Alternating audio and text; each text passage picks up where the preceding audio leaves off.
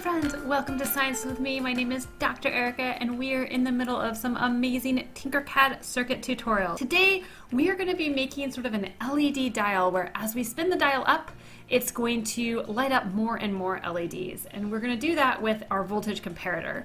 Now, if this is the first time with your voltage comparator, you should check out our other ones to get sort of used to the lay of the land. And we will get started. So I'm going to call this my sort of my LED knob, or increasing LEDs. Ooh, LED light strip. There we go. We'll do that. LED light strip. That is what we're going to call it.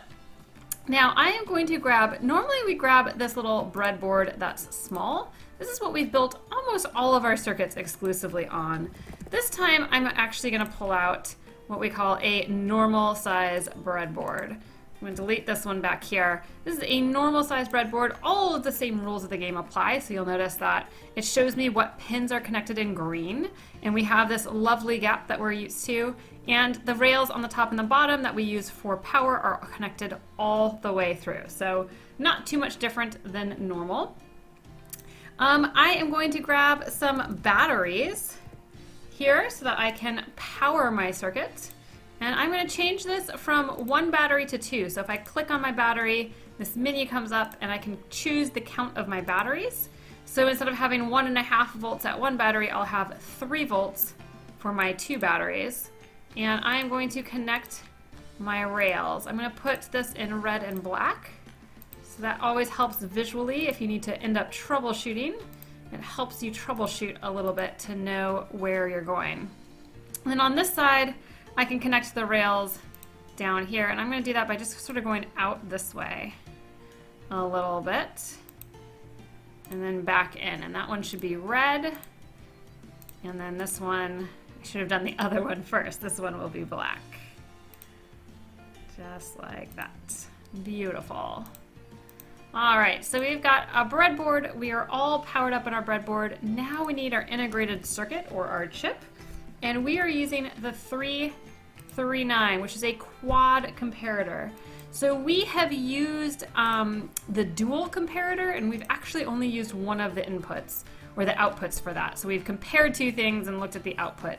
Now we're going to compare things on 4 different levels, and then we'll look at the output. So here is power and ground, and these are my inputs for comparison. So input 4 plus, input 4 minus. Those 2 will be compared. These 2, input 3 plus and input 3 minus, will get compared.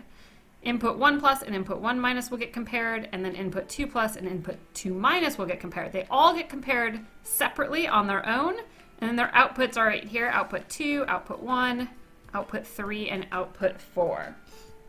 So the first thing I always like to do with these is I always like to start to wire them up. So I'm going to wire my ground into ground, and I'm going to wire my power on the other side into power. I'm going to change that color into red for myself.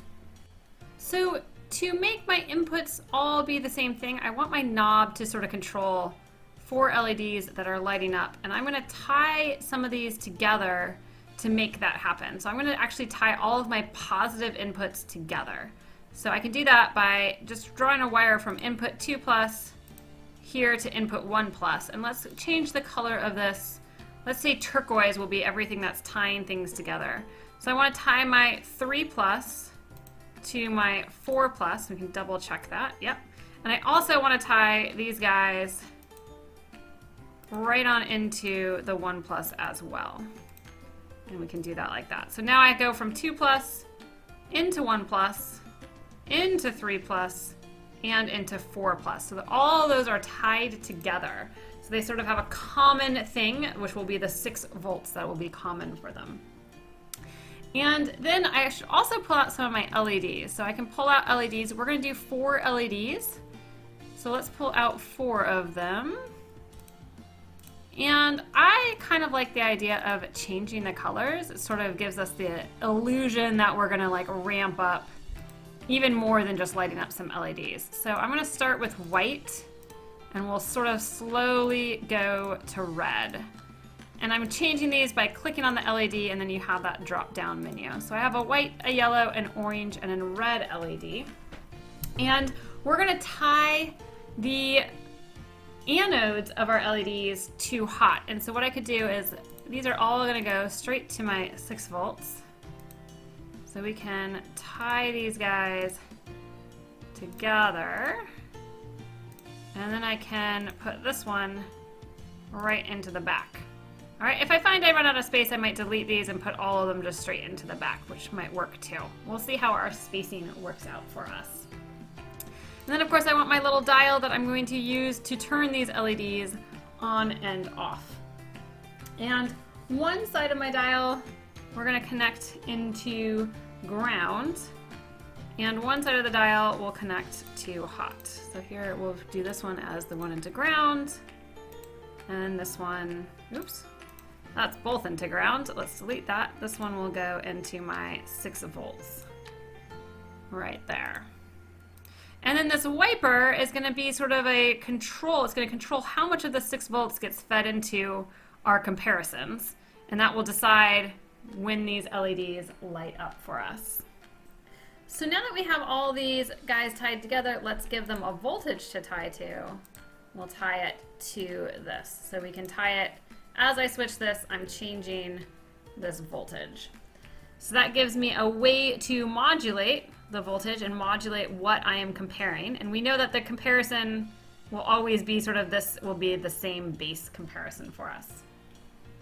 All right, so now we've got to wire up the things that we're comparing to. So we got to wire up these input negative pieces, and then we also have to wire up our output pieces into our LEDs. So let's wire up our output pieces into our LEDs first. And we are going to want to always wire it up through into resistors. In fact, now that I'm thinking about it, I am going to delete these, and I'm going to wire them straight into the back. That'll just give me a little bit more real estate on this breadboard to work with. There we go. So let's wire all of these anodes straight up into the back. We'll change it to red so we don't get confused later on. All right, so what's going to control, this is going to be output 1, 2, 3, and 4, with the idea is when I spin this dial, it'll go 1, 2, 3, 4, and it'll start to slowly turn them on in order. So I want to wire up the LEDs. Output 1 needs to wire into output 1, or the anode, or the cathode, I'm sorry, of the white LED. And I'm going to color it white so that I can see where my stuff is going. And instead of actually jumping this, I'm going to jump it with a resistor, which will protect my LED for me. So we can put a resistor, we have to put a resistor into everything. It doesn't have to be big. We can even put just, you know, a mere 100 ohms in here. And then I will wire this up into output 1. All right, and then output 2 is going to go into this guy. So let's just copy this resistor, control copy or command copy, and then your control paste. And there's our resistor for that. And this one we need to wire into output 2, which is right here, which is going to be a little bit tricky to do without sort of covering up some other wires that we already have, because we've got so many lovely wires right here. So we'll just have to go over the top. So let's go up here. So it's not as over the top. And this one is yellow, so let's color that yellow. So if we have any trouble later, we sort of know what that is. All right, we know that this leads to the yellow LED. And so the next one we'll do is orange. And our output for 3 is right here. So this is going to be orange. It's got to come all the way over here. But we do need to go through a resistor first. And we'll make this again 100 ohms. I'm going to rotate my resistor so it can sort of go through the fold here. And let's see, here is where we're going to come out. That's output 3. So we go into our resistor. This needs to be orange because we're going to our orange LED. I'm going to move this guy down 1. And then we'll go into our orange LED just like that. And then we need to do the same thing for the red LED coming out of output 4. If I just shift this over 1, none of these guys are connected, which is kind of nice.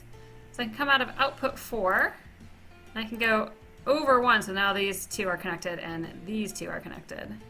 Let's color this, ooh, red. I don't want to color this red. Let's color it pink.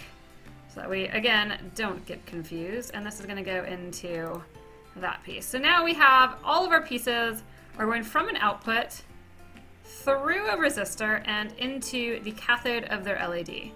Whether that's here, where we go through this resistor and into the cathode, or we can go through 4, which jumps up to this resistor. That all works beautifully for us, and here is 2 going through that resistor and up.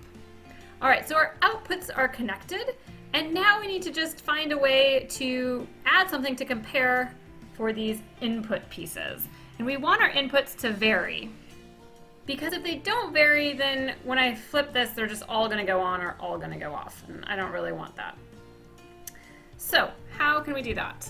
Well, we are going to create some voltage dividers. And these voltage dividers will step down our voltage as we go. So what we'll do is we'll grab some resistors. So let's pull out a resistor here. We're going to connect it into our input 1 negative, and we're going to connect it to high. So I'm going to do this, and you'll notice it doesn't connect over here, which is great because I want to go high. And we're going to color that red. All right, so I have a high voltage coming into input 1 negative. And then I want to go from here and I want to start splitting that voltage up. So we can do that with a series of resistors that are all the same size. And what I'll do is I'll come, let's move this down one, I'll come from here, from this input 1 negative, and we'll go into this resistor. And we'll go from this resistor into our second negative one, so into 2 negative, which is right down here. Just like that. I'm going to change the colors of these. Let's see. Let's do brown. And our voltage dividers will all be in brown then. All right, so now I have cut my voltage from 1. I've cut the voltage by going through this resistor and then going into my comparison for 2. Now I need to cut it again before I go into 3. So I can take this one, and I'll plop it on top so this sort of comes out here, goes in here. Here's where it comes out for 2, but we're going to go through an extra resistor before we go into 3. And so now from here I want to go into 3, which will be 3 negative, which is this one right here. So let's come sort of just straight out, I think, like that. I don't like that it covers up that other one. So just so that you guys can see a little bit, let's do it like this. And that will help you guys see it a little bit better. Like that. All right. So there's my third one. And now I need to go into my fourth one. I need to cut it again. And you'll notice I'm using the same size resistors everywhere here. So we'll cut that voltage by the same amount. So let's pull out one more resistor here, and we're going to attach it end to end. So now for my fourth one, I'll go in from 1. I'll get my power. I'll go through 1 resistor that came out at 2. I'll go through my second resistor that came out at 3 minus, and this is my third resistor that we're going to come out at 4 minus. There's 4 minus, and we can just pull that straight over like that. So there's all of my voltages that are going to be changing and different between all the negatives. But we're not quite done yet. You notice if I start my simulation, all of my LEDs light up no matter what I do with this dial. So we have a little bit more work that we need to do before we complete this project. And that is I want to go from my 4 minus into ground. And that will help me because then I have sort of this whole little circuit of current going through. Right now it sort of stops at 4. So let's put 4 minus into ground, which would be right here. There's 4 minus. I don't have any holes open for 4 minus. So let's do this. Let's delete this orange line and we'll just replace it. You don't need to do this in yours. I'm just doing this so that you guys can see where we are going. Oops, but now I've forgotten where that orange line was. Ah, there we go. Okay, so let's delete this. Start here, and we will end there. And that way you guys can see this piece, and if we grab that terminal, we can plug it right in there. I'm going to color this one black because it is going into ground. All right, there we go, and we can see what this is looking like. And you'll notice now I have this awesome ability to turn on just 1 or 2 or 3 lights, which is great. That is our project. That is our LED light strip. I love how much fun this is. You can change your colors however you want. Changing this resistance here is 250 kilo ohms. That can change sort of how many you'll be able to turn on. It'll change how much sort of play you have, and you can play with that by changing this to 10 kilo ohms and hitting your simulation. And you sort of have a little bit more space, I think, between each one.